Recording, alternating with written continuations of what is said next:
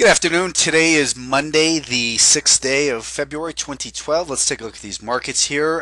The S&P 500 finished with a small loss, just 9 pennies here. We can see it gap down slightly, but did recover nicely, get back above that pivot and the 2-day volume weighted average price, and held the VWAP for most of the day as well. So still a constructive market here. It's obviously been up quite a bit recently, but that's again not a reason to sell short. We could draw a short-term trend line and say that's going to kind of intersect tomorrow somewhere near this 133 780-ish level.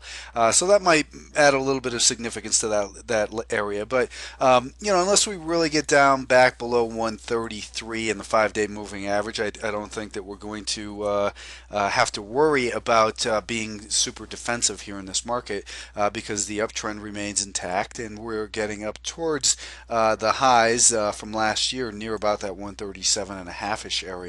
But the market continues to behave well, and these charts that we're looking at are brought to you by Realtic, who sponsors the Monday evening video here that I post on YouTube and Alphatrends.net. So take a look at Realtic.com and see what else they have to offer for their trading platform. But the Nasdaq was down 5 pennies today, still obviously in a very clear uptrend. There's no sign of any damage here to trends.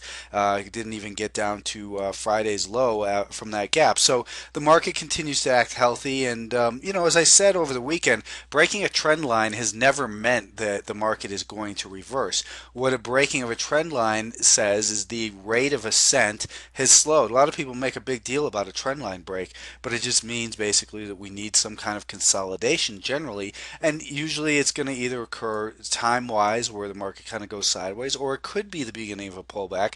But until we have evidence from the market that we're actually making lower highs and lower lows, it's foolish to guess that it's going to be a reversal. The Nasdaq, I think, down near about 6130.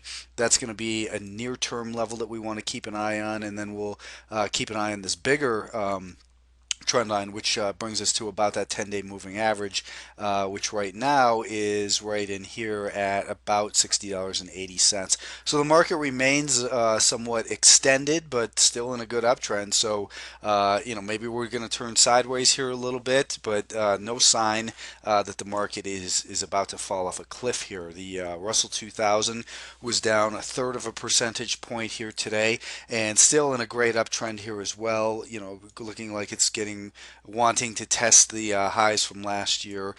In this market, I guess near term we have to take a look at what was Friday's low. So about $82.30. If we break below that, then we would probably come down, I think, and fill this gap and head down towards the 81 level. So it obviously makes sense to remain defensive always, to have your guard up, but the buyers still remain in control of all these markets. The semiconductors were down 1%, so they broke below Friday's low and came into this first area that we were looking for, was about $34 a share.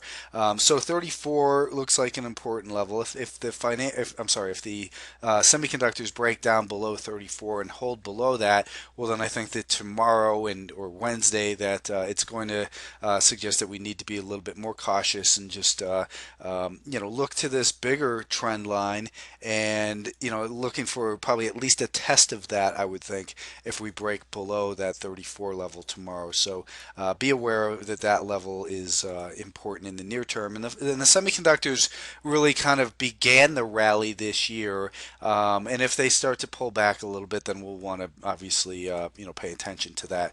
Financials were down 0.5% today. As we know, they got up to and through this prior support level on Friday, and again, looking for the top just because it's the 200-day moving average or the prior resistance level of 1420.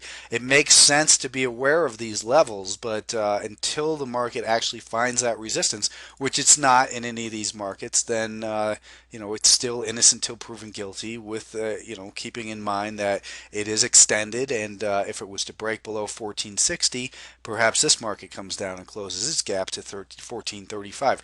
Either way, it's still again in an uptrend, so that's what we have to be aware of. If you look at alphatrends.net, I had spoken about the solar stocks, and this is a solar ETF. Mentioned a number of stocks in that article as well. One that really looks pretty good to me, and I'm long some, is this STP. It did break a little resistance here today, and just the whole group is worth keeping an eye on. So keep that in mind, and thanks for tuning in.